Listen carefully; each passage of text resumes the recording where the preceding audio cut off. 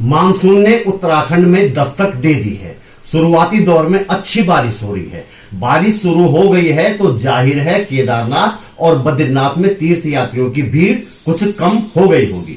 वैसे तो इस बार यात्रा शुरू होने से पहले ही विवाद शुरू हो गए थे, लेकिन दो विवाद ऐसे हुए जिन्होंने बद्री केदार मंदिर समिति को कटघरे में खड़ा कर दिया। इस वीडियो में हम इन दो बड़े विवादों की सच्चाई खंगालने का प्रयास करेंगे। आगे बढ़ने से पहले आपसे वीडियो अंत तक देखने का अनुरोध है। लाइक करने के साथ ही संभव हो तो कमेंट भी करें। जन सरोकारों की पत्रकारिता को आगे बढ़ाने के लिए आपसे आर्थिक सहयोग की भी गुजारिश है।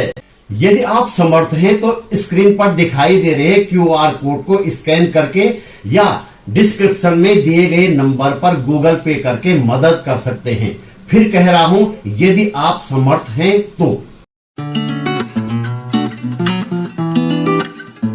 नमस्कार, आप देख रहे हैं सरकार की नहीं सरोकारों की बात बोलेगी। मैं त्रिलोचन भट्ट। इन दिनों केदारनाथ मंदिर के गर्भगृह में लगाए गए सोने के पीतल में बदल जाने की बड़ी चर्चा है। हम इसकी सच्चाई जानने का भी प्रयास करेंगे, लेकिन इससे पहले वह विवाद जिसे हम भूल गए हैं। हम लोग दरअसल पिछली बातें भूल जाया करते हैं। मौजूदा सोना पीतल विवाद के बीच यात्रा के शुरुआती दौर के QR कोड विवाद पर एक नजर डाली जानी चाहिए। अप्रैल के आखिरी हफ्ते में केदारनाथ और बद्रीनाथ की यात्रा शुरू हुई ही थी कि सोशल मीडिया पर दोनों मंदिरों के कुछ फोटो वायरल होने लगे। इनमें मंदिर में डिजिटल दान देने के लिए पेटीएम के बड़े बड़े QR कोड नजर आ रहे थे। विवाद शुरू हुआ तो मंदिर समिति ने QR कोड लगाने से साफ तौर पर पल्ला झाड़ लिया। समिति के अध्यक्ष अजेंद्र अजय ने तो खुद को पाक साफ दिखाने के चक्कर में पुलिस में तहरीर तक दे डाली। एक मजेदार बात देखिए, 25 अप्रैल को केदारनाथ के कपाट खुले और 26 अप्रैल को माइंडवेव मीडिया नामक एक्टिवेशन एजेंसी ने अपने फेसबुक पेज पर केदारनाथ और बद्रीनाथ में साइजेबल QR कोड लगाने की सूचना दी।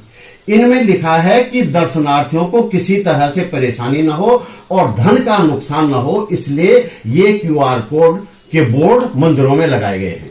जब जागरूक लोगों ने चेक किया तो पाया कि QR कोड में जो बैंक अकाउंट जुड़ा है वह तो मंदिर समिति का ही है। एक तरफ तो मंदिर समिति के अध्यक्ष कह रहे हैं कि QR कोड मंदिर समिति ने लगवाए ही नहीं है और पुलिस में तहरीर भी दे रहे हैं। दूसरी तरफ QR कोड में मंदिर समिति का बैंक अकाउंट अटैच मिलता है। जाहिर है इस प्रपंच की पोल खुल जाती है। पुलिस में दी गई तहरीर को संभवतः फाड़ कर फेंक दिया गया होगा, क्योंकि इस तहरीर के आधार पर न तो कोई मुकदमा दर्ज हुआ और न ही किसी की गिरफ्तारी हुई, न ही जांच के कोई आदेश हुए। पत्रकार दीपक फरसवां ने इस मसले पर मुखर होकर सोशल मीडिया पर कई पोस्ट लिखी हैं। इनसे पता चलता है कि QR कोड में जिन पैन नंबर का इस्तेमाल किया गया है वह भंग किए जा चुके देवस्थानम बोर्ड का था। नियमानुसार बोर्ड के भंग होने के साथ ही पैन नंबर सरेंडर किया जाना चाहिए था, लेकिन ऐसा नहीं किया गया और इस पैन नंबर का इस्तेमाल कर QR कोड के माध्यम से दान मांगा जाने लगा। पूरी तरह से अवैध होने के बाद भी इस मामले में कोई कार्रवाई नहीं हुई। पूरे प्रकरण पर मिट्टी डाल दी गई और हम भूल गए, इसलिए आपको फिर याद दिलाया है। अब आते हैं हाल के विवाद पर, यानी सोना पीतल विवाद। पिछले वर्ष केदारनाथ के कपाट बंद होने से ठीक पहले यह बात जोर शोर से प्रचारित की गई कि महाराष्ट्र के एक दानदाता ने 230 किलो सोना केदारनाथ मंदिर को दिया है। इस सोने की 550 प्लेटें मंदिर के गर्भगृह में लगाई जाएंगी। आपको याद नहीं होगा, उस वक्त भी विरोध हुआ था। कुछ लोगों का तर्क था कि मंदिर के मूल स्वरूप से छेड़छाड़ नहीं की जानी चाहिए। मंदिर की सुरक्षा को लेकर भी सवाल उठाए गए, लेकिन इसके बावजूद गर्भगृह में सोने की प्लेटें लगा दी गई। अब प्लेट काली पड़ने लगी तो आरोप लगा कि सोने की नहीं पीतल की प्लेटें लगाई गई थी।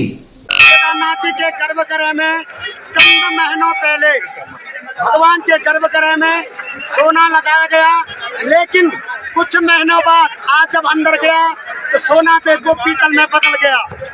आखिरकार क्यों सोने की जांच नहीं हुई कौन इसके अधिकारी, कौन जिम्मेदार है। और 1000 नहीं, 1 लाख नहीं, 1 करोड़ नहीं, 100 करोड़ नहीं, 1.25 अरब रुपया का गमन केदारनाथ में सोने के नाम पे, यहाँ केदारनाथ में। ये केदारनाथ मंदिर के पुजारी हैं, नाम है आचार्य संतोष त्रिवेदी। इस वीडियो के आने से अगले ही दिन मंदिर समिति की ओर से ये खंडन जारी किया गया। इसमें लिखा गया है कि दानदाता ने 23,727.800 ग्राम सोना दिया था, यानी कि 23 किलो और करीब 778 ग्राम। सितंबर अक्टूबर में तमाम मीडिया में जोर शोर से 230 किलो कहा गया था और अब यह सिमटकर 23 किलो हो गया है। जरा इन प्लेटों का साइज देखिए। मंदिर समिति का दावा है कि 23,778 किलो सोना था। सितंबर अक्टूबर में खबरें छपी थी कि 550 प्लेटें लगाई गई हैं, यानी कि एक प्लेट में 43 ग्राम सोना है। साइज देखकर आप खुद तय करें।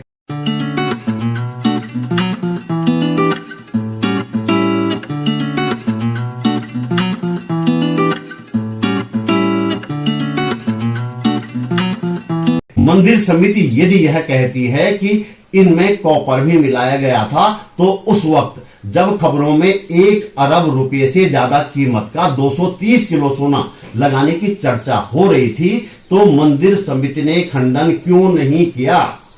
केदारनाथ विधानसभा क्षेत्र के पूर्व विधायक मनोज रावत केदारनाथ में अगाध आस्था रखते हैं। साथ ही आपदा के वक्त से ही वहां होने वाली तमाम गतिविधियों पर लगातार नजर रखते रहे हैं। वे केदारनाथ पुनर्निर्माण कार्यों में होने वाली धांधली के खिलाफ भी आवाज उठाते रहे हैं और जब मंदिर की दीवारों को स्क्रीन की तरह इस्तेमाल करके लेजर लाइट के माध्यम से प्रधानमंत्री के कार्यों को प्रदर्शित करने का प्रयास किया गया, तब भी मनोज रावत ने कड़ा ऐतराज जताया था। वे कहते हैं कि आध्यात्मिक दृष्टि से भी देखें तो शिव स्वर्ण के नहीं भस्म से प्रेम करते हैं। कपाट बंद होते समय शिवलिंग पर 1.25 क्विंटल भस्म डाल दी जाती है। मनोज रावत के अनुसार मंदिर समिति के कारनामों की जांच की जाए तो कई घोटाले खुलेंगे।